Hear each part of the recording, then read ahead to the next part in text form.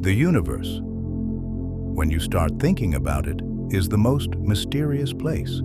The phenomenon of complex life that thinks like us emerged from this universe. That's why the universe is beyond what we all think. We still know very little about the universe. Everything we know amazes us. Even today, there are numerous questions about the universe that humanity cannot answer. One such question is what we're going to look at today. We know that our Earth and other planets are orbiting the Sun. The Sun is orbiting our galaxy, the Milky Way.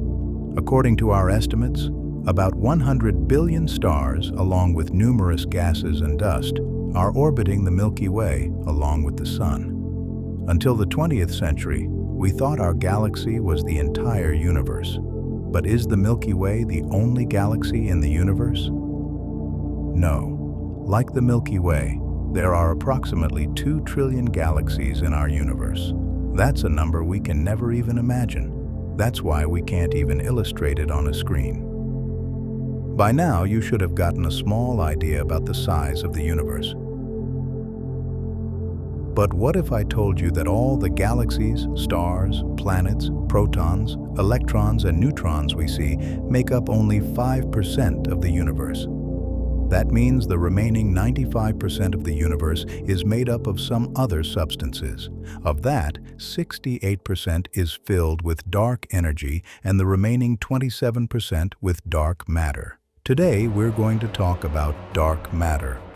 We still don't know what dark matter is. We have never been able to detect it even once. The main reason for this is that it never interacts with light. By light here, I mean all types of electromagnetic waves. We have conducted numerous experiments to detect dark matter, but we still haven't been able to find it. So, does dark matter actually exist in the universe? That is, on what basis are we believing in a substance we haven't detected yet?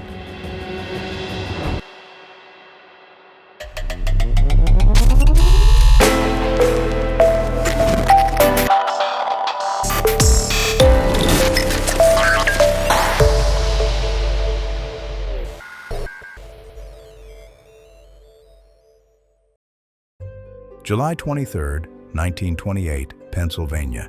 That's when Vera Rubin was born. From childhood, the sky and stars amazed Rubin.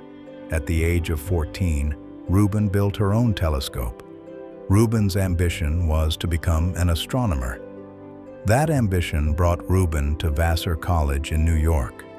Maria Mitchell, a scientist who was Rubin's role model, had also studied at the same college. Later, Rubin earned a master's degree in astronomy from Cornell University and a PhD from Georgetown University. Then, in 1965, Rubin arrived at the Carnegie Institute. Rubin and her colleague Kent Ford were engaged in astronomical observation. They were observing galaxies and the stars in them. They were observing how fast stars orbit the galaxy. They had also built a device to calculate this. They knew that in areas with more gravity, the velocity would be higher, and in areas with less gravity, the velocity would be lower. The main example of this is our own solar system.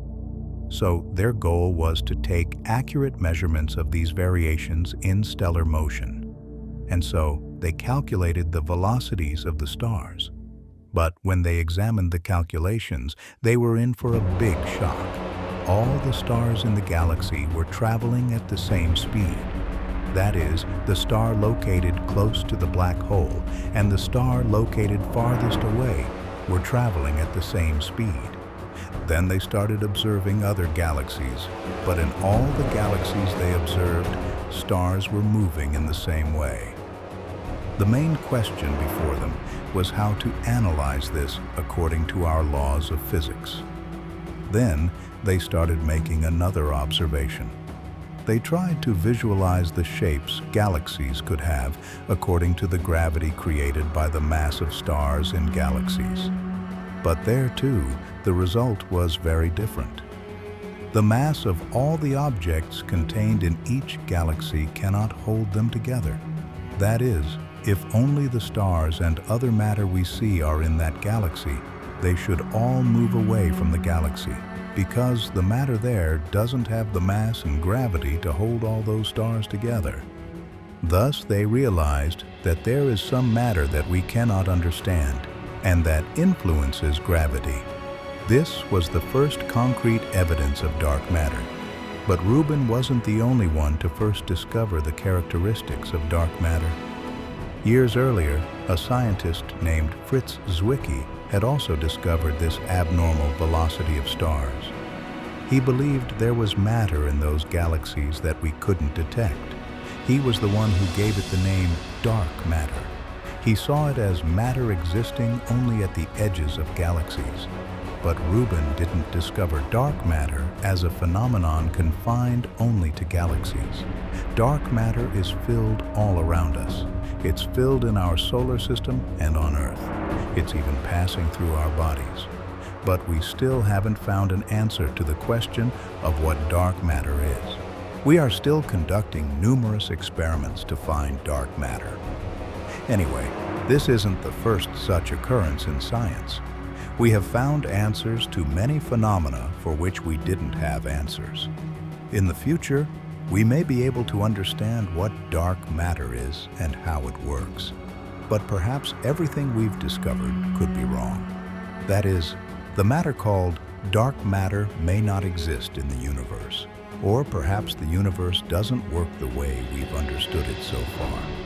That is, our understanding of the universe may be completely wrong.